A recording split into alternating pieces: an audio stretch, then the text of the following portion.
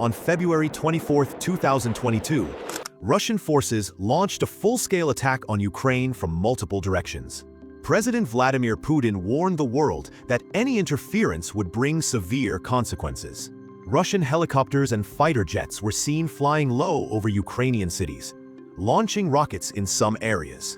Among all targets, Putin's primary focus was Ukraine's capital, Kyiv.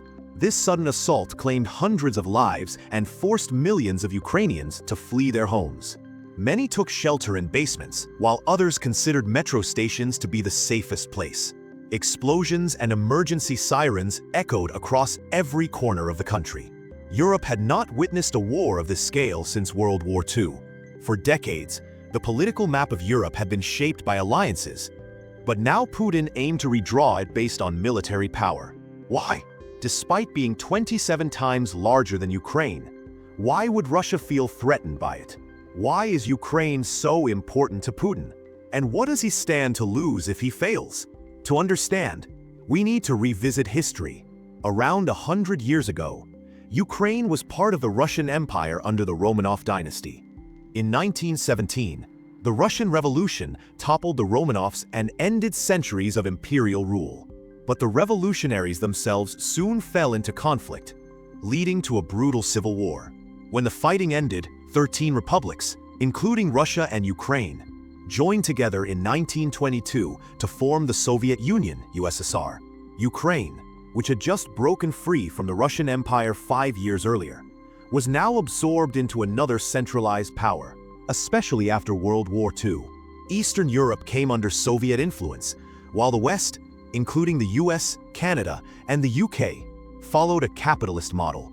The Soviet Union, however, maintained a communist system in which all industries were state-owned, and goods were distributed according to need. To counter Soviet influence, the US and its allies formed NATO in 1949, pledging that an attack on one member would be treated as an attack on all.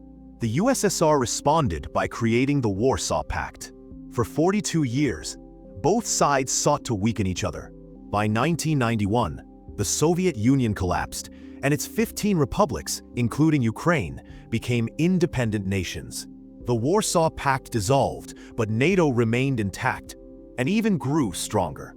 In 1999, former Soviet states like Poland, Hungary, and the Czech Republic joined NATO. By 2004, 7 more countries followed, bringing NATO forces closer to Russia's borders than ever before. Only Belarus, Ukraine, and Georgia stayed outside the alliance, though both Ukraine and Georgia expressed interest in joining.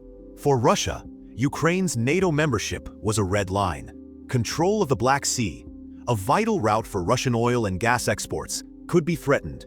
Still, Ukraine moved closer to the West, even seeking European Union membership in 2013. At the time, Ukraine's president, Petro Poroshenko, was seen as pro-Russian and corrupt. When it came time to sign a trade deal with the EU, he took a large bailout from Russia instead and refused to sign. This decision sparked mass protests demanding closer ties with Europe. The government's violent crackdown killed over 100 people, further fueling public anger. Eventually, the president fled to Russia. A victory for the protesters, but a major loss for Putin. In response, Russia seized Crimea, a Ukrainian peninsula in the Black Sea, and backed separatists in the eastern regions of Donetsk and Luhansk. Over the next 8 years, fighting there killed more than 14,000 people and displaced millions. By late 2021, satellite images showed massive Russian troop movements near Ukraine's borders.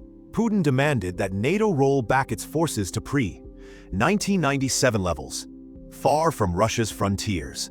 Western leaders rejected the demand and increased their military presence in Eastern Europe.